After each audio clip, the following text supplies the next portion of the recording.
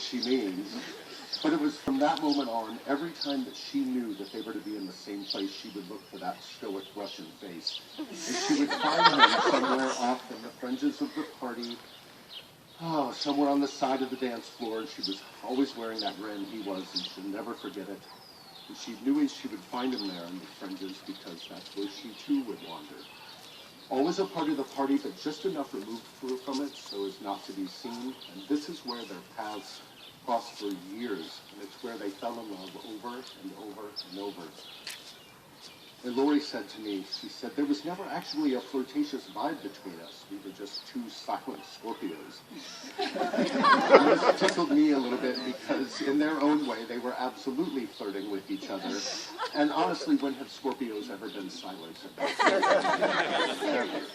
So a few years passed by, with Lori and Eric frequently running into one another at parties and regional burn events. Eric would see Lori and he'd say hi, and then he'd run away because he knew he really liked Lori, and he didn't want to get caught having a secret crush on her, and he was convinced that Lori couldn't like him that way, and he needed plausible deniability in that. And these are his words, you can hear him saying it. And then finally, one day, it took Lori's sister, Tracy, to send Eric a message, and the note read, "You know my sister likes you, right?"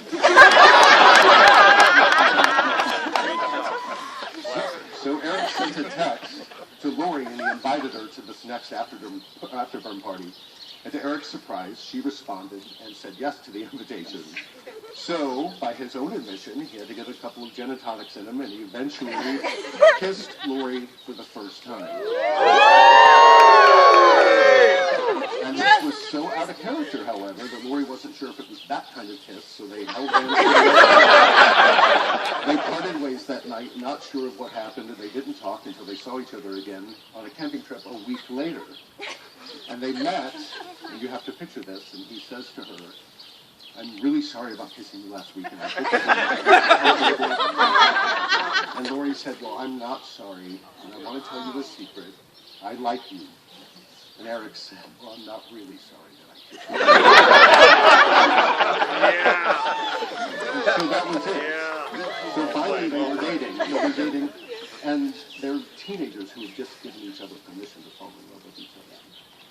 But they dated in secret for a good long while until finally Kaylee said to them, everyone else knows, and we've known from the beginning.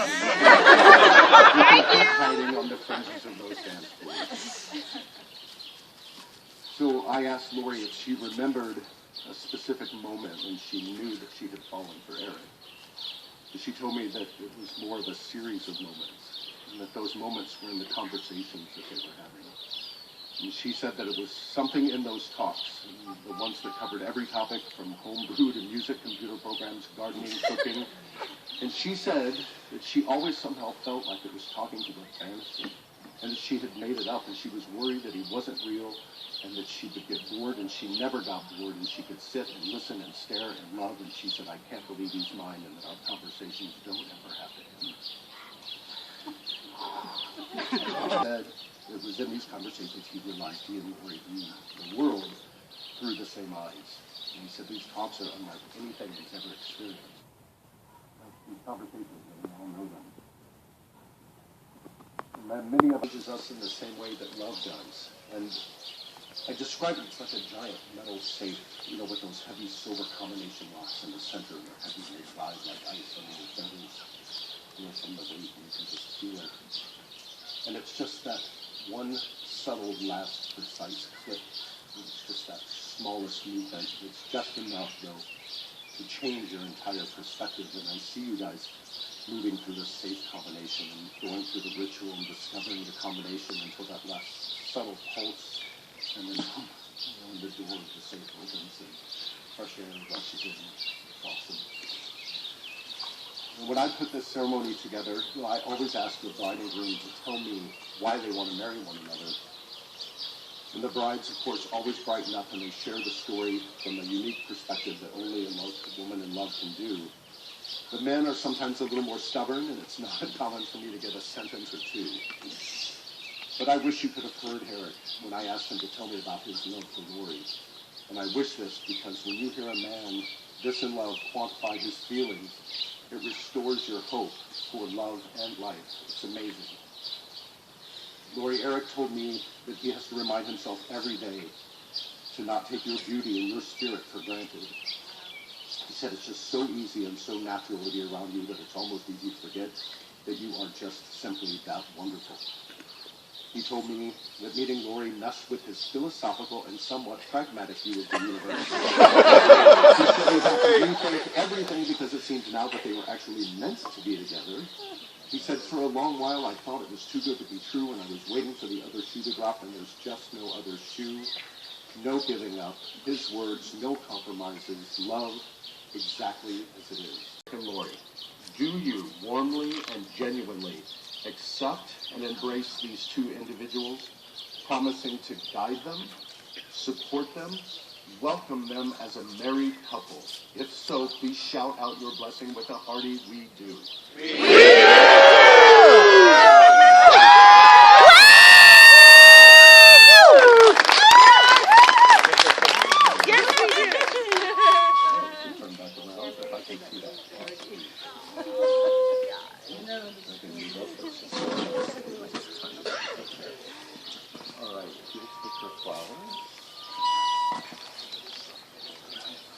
This is a hand-binding cloth. Eric's grandparents, Severian and Olga Karpov, they used this hand-fasting cloth in their wedding ceremony in the 1920s. They married in Russia before immigrating to the United States. Olga most likely sewed the cloth herself. You think about what that was like. The Karpovs didn't bring much with them, so the historical significance of this piece is great. And today, the significance is reborn. So I ask you to hold your right hand and your left hand. Through history, love has kept you, and so you are bound. And by the very act of this ceremony, and you being present in it, you are bound. And by the promises that you make today to guide one another into the future, you are bound.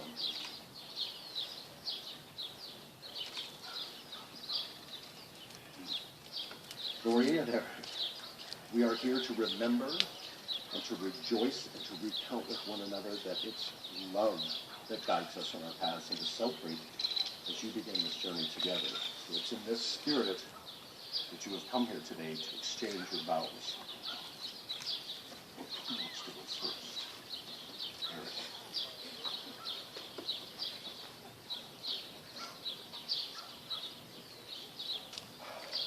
Lord, I never thought that I was made perfectly for someone, and that someone perfectly made for me. Your love has made me believe it's impossible. And I want you to keep me forever. I promise to stay silly and fun, and to remember that you love me and are on my side. I'll always be on you. I promise I will never lose the rush of excitement I get when you take my hand. I will always resist them with my own strength when you need it the most. I will always be your best friend, your biggest advocate, cheerleader, confidant, and coach in spirit, and your other stinky. And to the honor of both deserving and protecting your heart, I'm promising you that the last beat of mine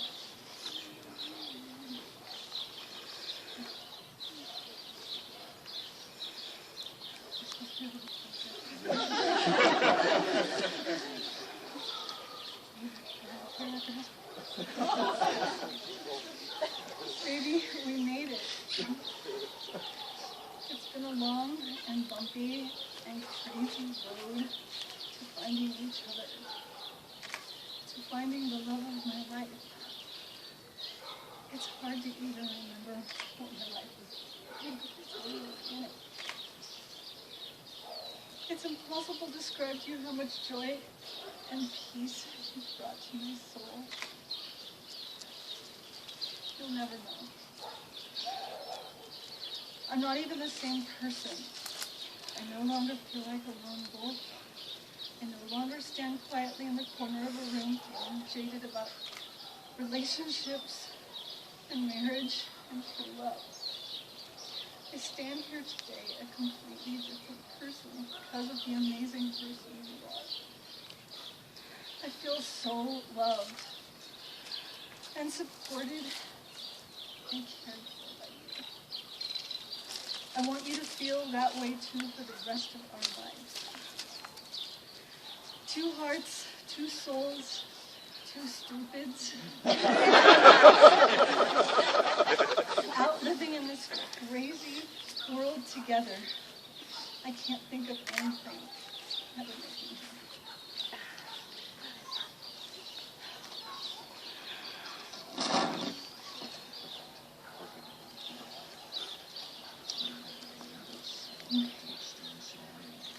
Rings.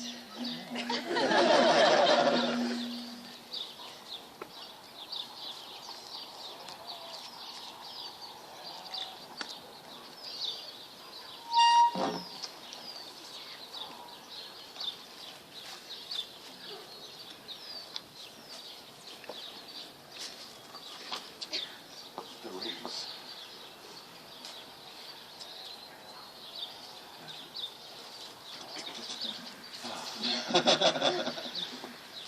Rings of precious metal. These are platinum and silver. And we place these on our true love's left hand because it constitutes a direct path to their heart. They're symbols of the sun, the earth, and of the universe, the entire universe. They're symbols of wholeness, perfection, peace, eternity, and love. May these rings be a symbol of the promises that you have made to one another and a reminder of your mutual devotion. May these rings always belong to your hands, and your love always belong in each other's hearts. And repeat after me. Lori, I give you this ring as a symbol of my heart. Wear it and think of me and know that I love you. With this ring, I marry you and join my life to yours.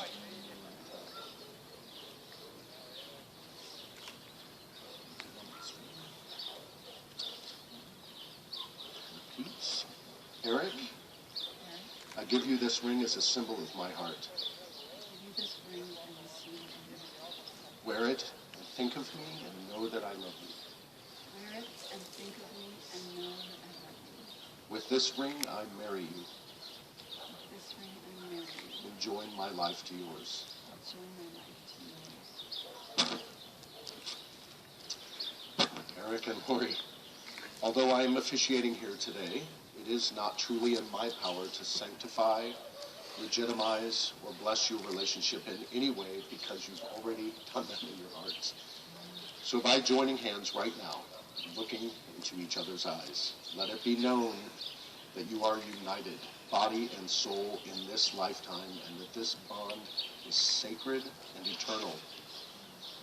Now that you have stood before me and you've exchanged these rings and these vows and you've agreed to be married according to the laws of California, it gives me great pleasure to pronounce you husband and wife.